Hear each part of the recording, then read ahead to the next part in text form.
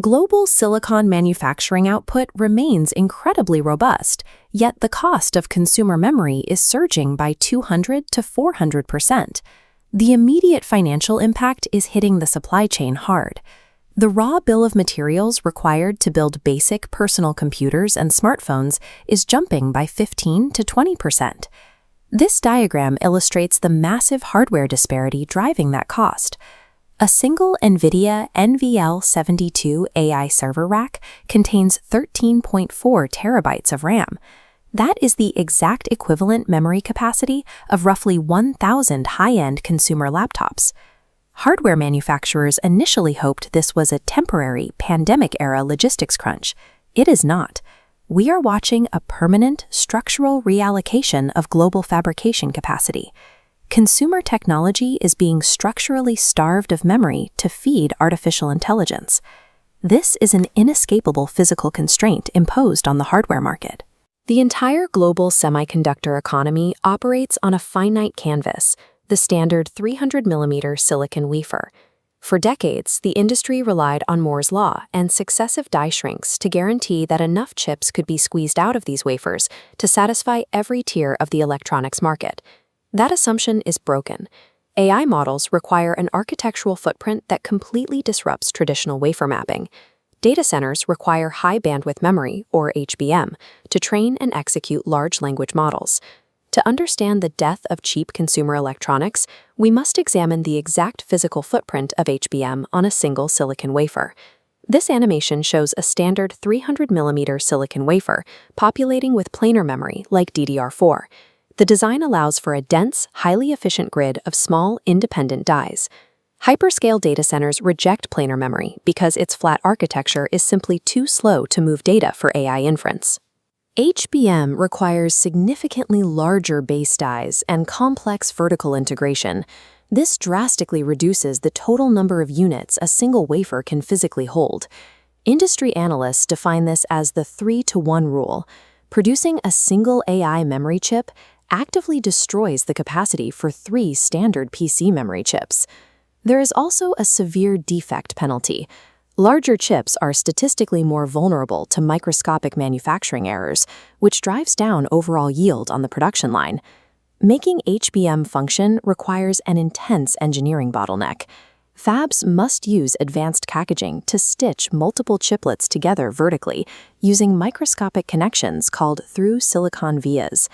This delicate, time-consuming packaging step breaks traditional fab throughput models at major foundries like TSMC and SK Hynix. Because wafer area is finite and HBM is massive, every AI chip manufactured operates as a zero-sum mechanism, actively deleting the world's capacity to produce commodity RAM. Given this bottleneck, the obvious question is why memory giants don't simply run legacy consumer lines parallel to new AI lines. This chart illustrates the extreme profit disparity driving the market. HBM commands profit margins 3 to 5 times higher than conventional commodity DRAM. Hyperscalers are utilizing their massive capital to sign long-term supply agreements. They are effectively locking up global fab capacity for years in advance. In response, major fabs are executing an abrupt, coordinated deprecation of their DDR4 and eMMC production lines to chase HBM profits. Historical technological transitions, like the shift from DDR2 to DDR3, were slow, allowing the consumer market to migrate gradually. The DDR4 exit is an aggressive, forced cutoff. Manufacturers have systematically abandoned volume-driven consumer markets in favor of margin-driven enterprise monopolies. Hardware enthusiasts often ask why foundries do not simply shrink the process node down to 3 nanometers, fitting more chips onto the zero-sum wafer to resolve the shortage. Transitioning to smaller nodes requires 12 to 18 months of rigorous process optimization, and ultimately yields only marginal capacity increases. Leading-edge design demands astronomical research and development costs, forcing reliance on highly complex electronic design automation tools. A modern fab costs up to $20 billion to construct. If demand drops and the facility runs below near 100% capacity, it operates as a massive cash incinerator. Because of this extreme financial risk, companies absolutely refuse to overbuild capacity without guaranteed high-margin enterprise buyers already lined up. Die shrinks are a margin preservation tactic for fabs. They are not a volume rescue strategy designed to save consumer supply chains. With infinite demand and billions of dollars in government CHIPS Act subsidies available, the market expects new fabs to fix the shortage next year. They will not.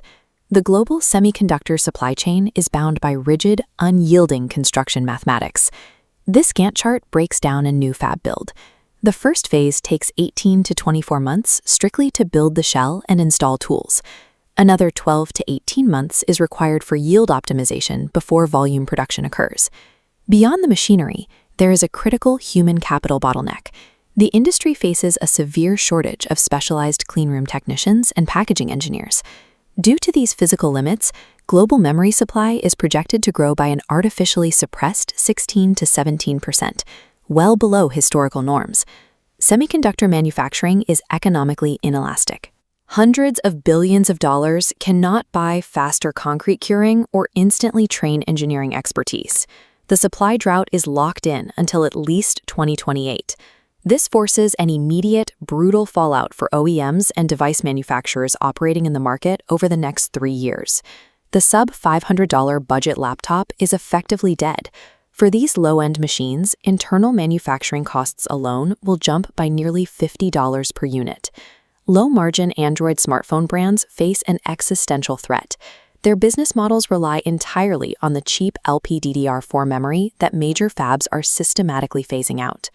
Hardware manufacturers will be forced into specification trade-offs. They will systematically downgrade onboard RAM configurations just to maintain illusionary retail price points. By contrast, the premium tier, Apple and Samsung flagships, is heavily insulated. Their high profit margins and long-term contracts allow them to absorb the component shock, sharply dividing the consumer market into two distinct extremes. Intel executives have issued an explicit warning to the industry. There is no relief until 2028. This crisis represents the first major instance where the explosive scale of artificial intelligence imposes a direct, hidden tax on everyday consumer technology. The multi-decade era of perpetually cheaper consumer electronics is functionally over. It has been permanently sacrificed to build the physical infrastructure of artificial intelligence.